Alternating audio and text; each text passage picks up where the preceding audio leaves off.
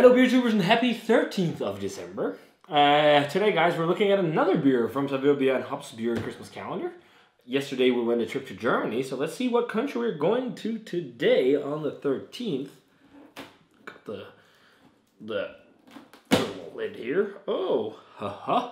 This will be interesting because I think this could be pretty good.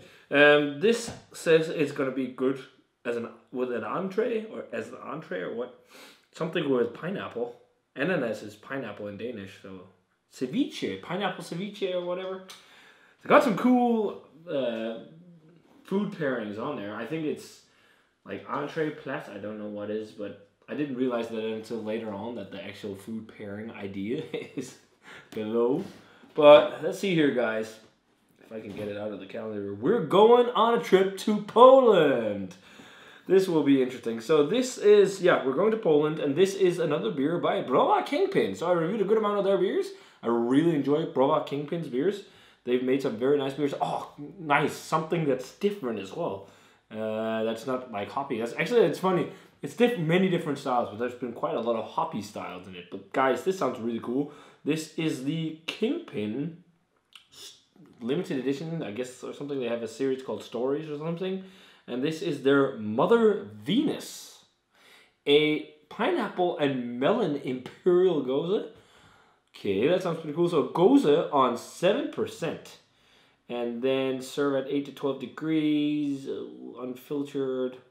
Again, it's all in French. It doesn't say anything here. It says something with collaboration with Brewed. I don't know if it was made specifically made for it or what it was, but a pineapple and melon says Gose. That sounds like it's going to be pretty interesting. That's cool to find in the calendar because a lot of it has been stuff you'd almost expect to see. But a sour, that's cool. So yeah, let's get this one popped and poured.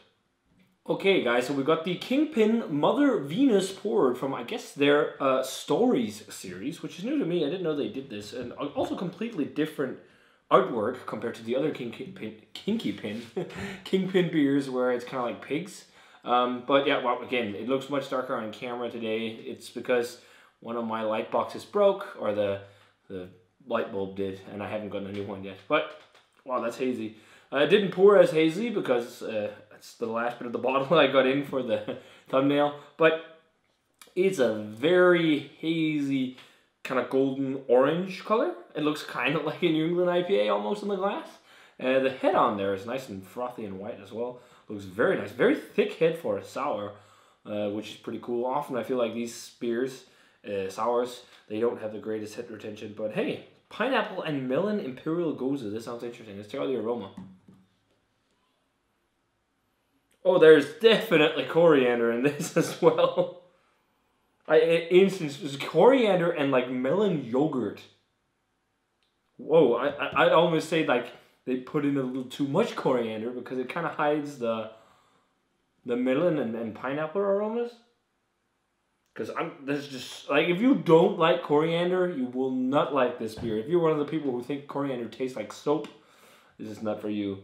It almost smells like wit beer like more than Gose because I'm not smelling that sourness really. It does have some salinity though. It's just because wheat beers are usually this heavy on the coriander. So that's why I'm thinking wheat beer. There's some crisp wheatiness for sure. Yeah, and the pineapple, I got a whiff of there. But for me, like the coriander is just so dominant that I'm not smelling much of the pineapple and melon. It's just hints of it. But yeah, it smells pretty interesting. Let's give it a taste, guys. Cheers.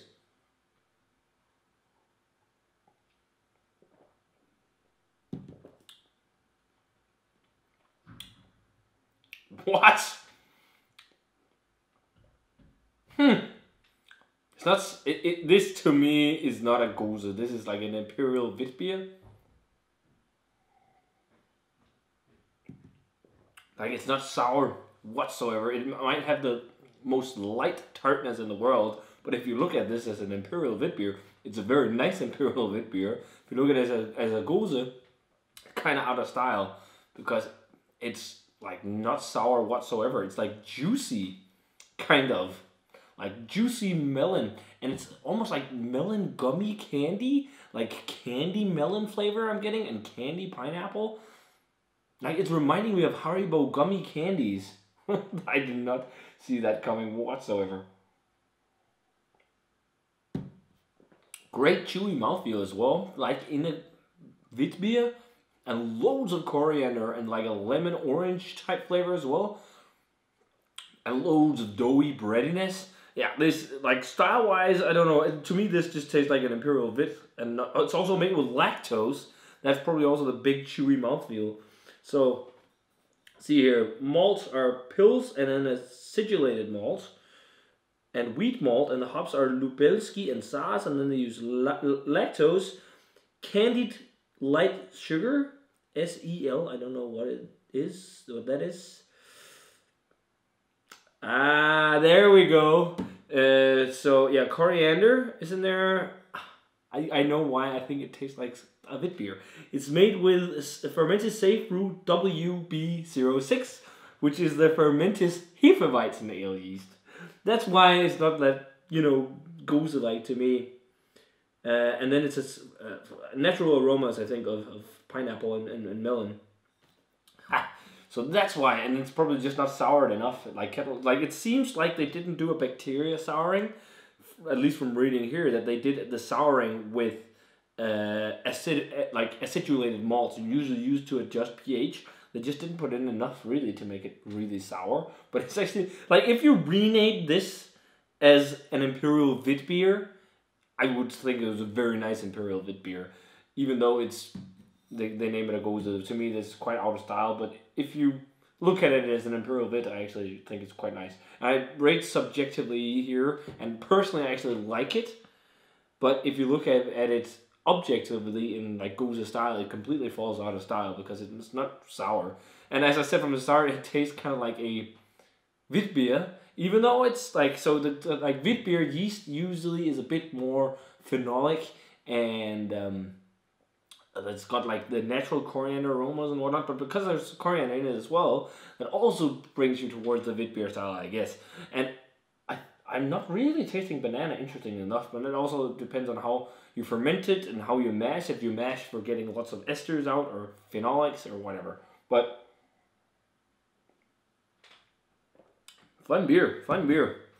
Oh, really, that candy melon thing. But yeah, it's, if you get this in your box and you expect it, or just, I think this is also outside of the box. It says something collab with Savio beer, but it doesn't say anything about this being specifically for the box. But if you get this and you think tart, salinity, you know, all that stuff you expect from a Gose and fruitiness, that's not what you're going to get, but you're going to get something along the lines of an Imperial Wit beer or something like that. But at that, it's actually quite nice. So, rating-wise, for Kingpin Mother Venus, let's go 89. I actually enjoy it, even though it's some odd kind of gummy type candy fruit flavors. And the lactose, though, I don't think it's too apparent. It's got some sweetness, but I confuse that with like esters from the yeast, I think. Because it has a bit of a sweet banana. Maybe it's also because I know it's a Hefeweizen yeast in there that I start to think banana more. But fun stuff, guys. So if you had a chance to try the Kingpin Mother Venus, let me know what you thought of it. Did you enjoy this one today? If you have the calendar, let me know, guys. And as always, remember to comment, subscribe, check out the Facebook fan page and Twitter and Instagram. Give this video a thumbs up if you enjoyed it. And stay tuned for tomorrow for another beer from Savio Beer's Beery Christmas calendar. And of course, also hops. Cheers.